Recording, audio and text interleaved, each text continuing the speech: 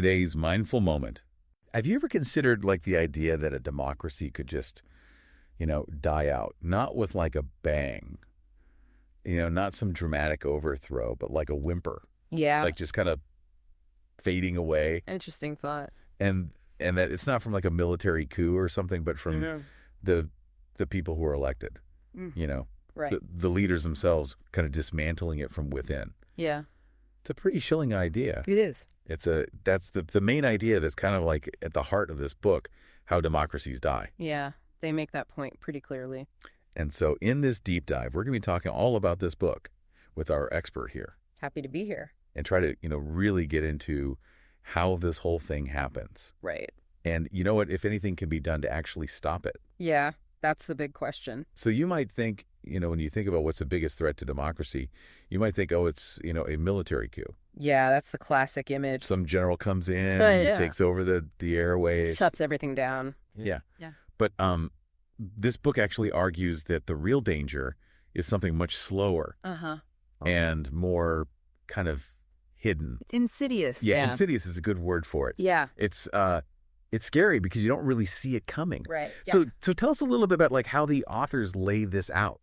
Well, it's fascinating how they use Venezuela under Hugo Chavez as a case study. Okay. Because on the surface, he was this, democratically elected leader promising all this positive change for the poor. Right. Champion of the people. Exactly. But kind of behind the scenes, he was very strategically, putting the pieces in place to gain more and more power and erode those democratic safeguards. So he wasn't like this, stereotypical dictator who seizes control overnight. Not at all. He was a popular leader. Right. But he was slowly chipping away at the system that was meant to like keep him in check. Yeah, and he did it through these really clever tactics that on their own wouldn't necessarily set off alarm bells. Like packing courts with loyalists so they'd rule in his favor. Or controlling the media to make sure his message was the dominant one. Controlling the narrative. Exactly. And even just like tweaking little electoral rules to give his party an advantage. So it's like each individual move almost seems harmless at first. Right. But the cumulative effect over time is really what's damaging. It's like a slow poison. You don't realize how sick you are until it's too late. That's a great analogy. And this isn't just about Venezuela, right? No, not at all. The authors draw parallels to other countries, too. Oh, okay. Like where? Places like Georgia, Hungary, Nicaragua, where we see leaders employing very similar tactics to chip away at democratic institutions. Wow. So this is like a global phenomenon almost. It's a pattern and a worrying one. So how do we as citizens, how do we see this coming? How do we spot a potential dictator before it's too late? That's where the book really shines. They give us a sort of early warning system. 4 key behavioral red flags to look out for in political candidates. Okay, I'm listening. What are they? So the first one is, do they reject those commonly accepted rules of the game, the rules of democracy? Like they're constantly questioning the legitimacy of the entire system. Exactly. It's like someone agreeing to play a game, but then trying to change the rules in the middle of it. All right, makes sense. What's number 2? This one's big. Do they refuse to acknowledge that their opponents are legitimate? Do they demonize their opponents, paint them as dangerous, even when there's no evidence to back that up? That's like that classic us versus them tactic. Exactly. Divide and conquer. Yeah. So what's the third red flag? The third one is, do they tolerate or even encourage violence among their supporters? Oh. Because that can be a sign that they're willing to use force to silence any opposition. To get their way. Yes, it's a way of intimidating people into submission. And that's scary because it turns political discourse into something really dangerous. It does. Okay, and the fourth red flag is this. Are they open to the idea of curtailing civil liberties? So things like freedom of speech, freedom of the press. Exactly, especially for people who criticize them. So anyone who disagrees with them is basically labeled an enemy and silenced. That's the dangerous path it can lead to. And what's striking is these very warning signs were present in figures like Hitler and Mussolini. Oh, wow. It reminds us that we can't just dismiss these behaviors as, oh, that's just politics. Right. So being aware of these signs is crucial, but is it enough? I mean, what can we actually do to prevent these would-be authoritarians from gaining power in the first place? Well, one of the most important defenses according to the authors, lies with political parties. Okay. They have a big responsibility in what they call gatekeeping. Gatekeeping. Okay. What does that mean exactly? It essentially means that parties need to actively prevent extremists from rising within their own ranks. So they need to be willing to say, no, your views are too extreme. You don't represent us. Exactly. They have to have the courage to draw a line, even when those extreme views might be popular with some voters. Because it's tempting to just go along with it, especially if it means winning elections. It is tempting, but the authors argued that that kind of short-term thinking can really damage democracy in the long run. So they're advocating for a more principled approach. Yes, putting the health of democracy above partisan advantage. And they use this really interesting historical example to illustrate their point: the Belgian Catholic Party in the 1930s. Okay, and what happened there? So this was during the rise of fascism in Europe. And within the Catholic Party, there was this growing fascist movement. Oh, wow. Yeah, it was called Rex, and it was led by this charismatic figure, Leon de Grelle. He openly admired Mussolini and Hitler. So a real threat to democracy. Absolutely. And there was pressure from some within the Catholic Party to join forces with Rex to form a coalition, but the party leadership refused. So they basically said, no, we won't compromise our principles even if it costs us votes. Exactly. And it was a really pivotal decision. By refusing to embrace Rex, the Catholic Party helped to protect Belgian democracy from the influence of fascism. Wow. That's a powerful example of putting principle over power. It is. And it shows how political parties can act as guardians of democracy, even when it's difficult. It makes you think about the situation in the U.S., right?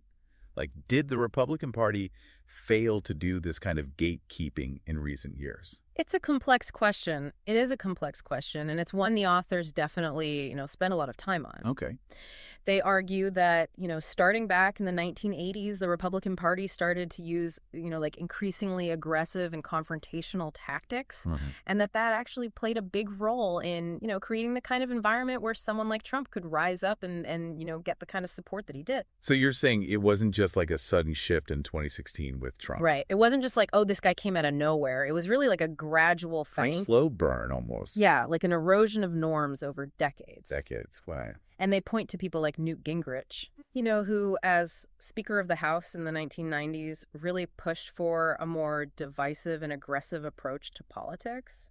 So he kind of set the stage in a way. He did. And then you also have the rise of really partisan media outlets that often prioritize outrage and sensationalism. Clickbait. Exactly. Over actual factual reporting. Which just makes the polarization even worse. It's a vicious cycle. And so then you have someone like Trump who comes along and he's openly questioning democratic norms, making inflammatory remarks, even encouraging violence at his rallies. Right. And the authors argue that the Republican Party, by not really challenging those behaviors, actually enabled his rise. Interesting. They suggest that the party was so focused on winning at all costs that they basically sacrificed those democratic principles. So it's a cautionary tale about what happens when those unwritten rules, those norms get eroded. Absolutely. Those norms are the foundation of a healthy democracy. Yeah, and it's not just about, stopping these would-be dictators from getting elected in the first place. Right. It's also about what happens after they actually gain power. Exactly. And the book looks at leaders like Alberto Fujimori in Peru. Okay. And we've talked about Hugo Chavez in Venezuela. Right. To understand how they consolidated their power and really, weakened those democratic institutions. So what were some of the tactics that they used? Well, we're talking about stacking courts with loyalists, so they'll always rule in your favor. Right, packing the courts. Exactly. And then using, legal means to imprison or exile your political opponents. So it all seems legit on the surface. Right. It's very subtle. And then controlling the media, of course, to make sure that dissenting voices are silenced. So you're saying these things can happen really gradually? Yes, very gradually. And it's often disguised as legality. So it's hard for people to even realize what's happening until it's too late. It's like the frog in boiling water. Yeah. The temperature rises so slowly that the frog doesn't even realize the danger until it's too late to jump out. Wow, that's a pretty disturbing analogy. It is. And it brings up a really important question for us in the U.S. What's that? Is our Constitution enough to protect us from this kind of slow erosion of democracy? That's a question I've been thinking about a lot lately.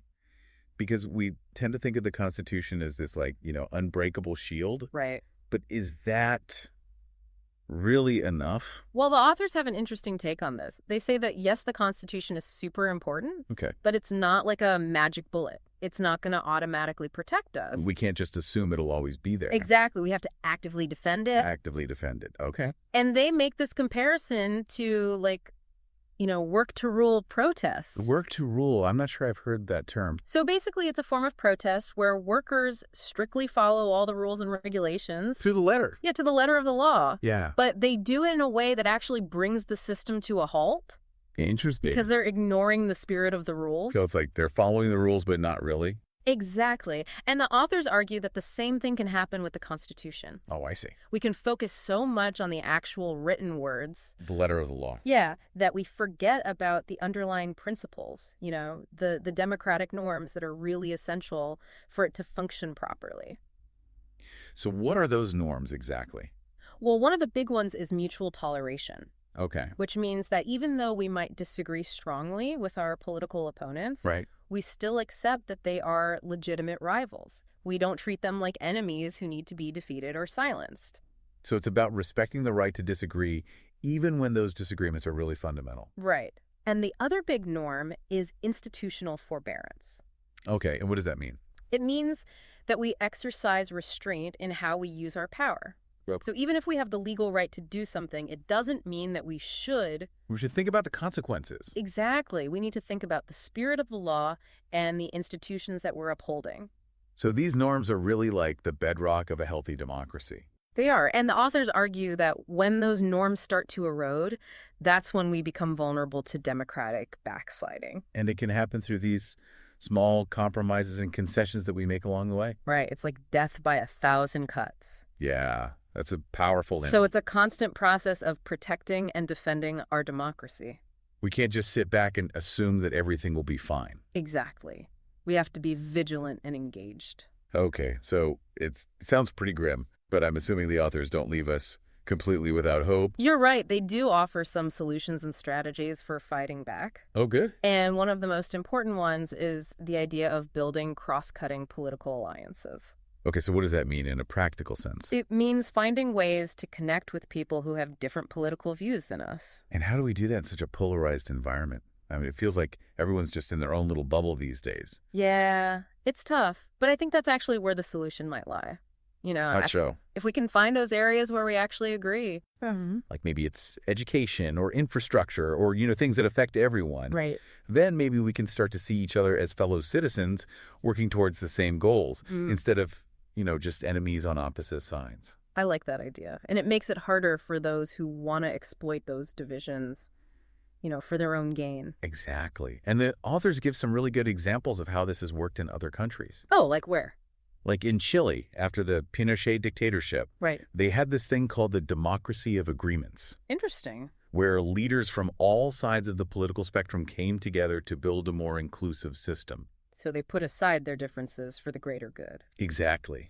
And then in Germany, after World War II, the center-right party, the Christian Democratic Union, made a conscious effort to distance themselves from the Nazis. Wow. And they rebuilt the country on a foundation of democratic values. Those are pretty inspiring examples, but it's hard to imagine that happening here with all the polarization. It is a challenge, no doubt. But the author suggests that one way to start bridging those divides is to address economic inequality. Makes sense. Because when people are struggling financially, they're more likely to be drawn to extreme solutions, and divisive rhetoric. So it's not just about political ideology. It's about making sure that everyone feels like they have a fair shot. Exactly. It's about creating a society where everyone feels like they have a stake. Okay, so what kind of policies are we talking about here? Well, things like universal health care, a higher minimum wage, stronger social safety nets, things that can help alleviate those economic anxieties and create a more level playing field. So it's about moving away from that us versus them mentality. Right, and towards a we're all in this together approach. I like that. And if we can build a broad coalition around those kinds of policies, then it becomes harder for those who want to undermine democracy to divide us. Exactly. The authors point out that periods of greater economic equality have often gone hand in hand with greater political stability and democratic resilience. So it's not just about fairness, it's about protecting our democracy. It's both. And that's really important to remember. Okay, so we've talked about bridging divides and addressing economic inequality. Right. What about the institutions themselves? How do we make sure they're strong enough to resist those who would want to erode them? Yeah, that's a crucial point. The book emphasizes the importance of having an independent judiciary, a free and vibrant press, a robust civil society. Right, those are like the pillars of democracy. They are. They're the watchdogs that hold power to account. So it's not enough to just hope that our leaders will do the right thing. No, we need strong systems in place to keep them in check. No matter who's in power. Exactly. And that means that we have to actively defend those institutions. How do you do that? By speaking out when they're under attack, by supporting organizations that are fighting to protect civil liberties, by participating in the political process to make sure those institutions are well-funded and well-staffed. So protecting democracy is kind of a full-time job. It is. It's a long game. But as the authors remind us, democracies don't collapse overnight. Right. They erode gradually through those small compromises and concessions that we make along the way. Death by 1,000 cuts. Exactly. And that's why every decision, every election, every time we speak up or stay silent matters. We can't afford to be complacent. We can't. So what can we as individuals do? It's easy to feel overwhelmed by all of this, you know? Yeah, I feel it. Like, what can one person really do? Well, the authors give some concrete suggestions. Oh, good. Like what? They really emphasize the power of local engagement, Okay. like going to town hall meetings, organizing community groups, contacting your elected officials. Making our voices heard. Exactly. Yeah. And then supporting organizations that are fighting for those democratic values. Right. Whether it's protecting voting rights or promoting media literacy. Okay. And maybe the most important thing they say is having thoughtful conversations with people who have different views than us. That's a tough one. It is. It's hard, especially these days. Yeah. But those conversations, even when they're difficult, can help to break down those echo chambers and foster some understanding. Even if we don't change each other's minds. Exactly. It's about recognizing our shared humanity even when we disagree. And that can help to reduce the polarization and rebuild trust. That's the hope. Well, this book, How Democracies Die, it's definitely a sobering read. It is. But I think ultimately it's a call to action. It is. It reminds us that democracy is not a spectator sport. Right. We all have to be active participants. We do. The authors leave us with this powerful message that the fate of democracy is really in our hands.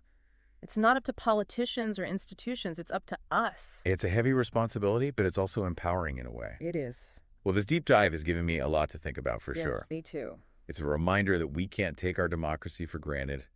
We have to be vigilant, engaged, and active in its defense. I couldn't agree more. And if this conversation has piqued your interest, I highly recommend checking out How Democracies Die for yourself. It's a must-read for anyone who cares about the future of democracy, no matter where you live. I think so. And if you found this deep dive insightful, please subscribe and share it with a friend who needs to hear this message. Yes, spread the word. You can find a link to purchase the book in the show notes. Until next time. Thank you for listening to Mindful Moments. Don't forget to subscribe, share, and grab your own copy of How Democracies Die using the link provided. Let's continue to nourish our minds on the go.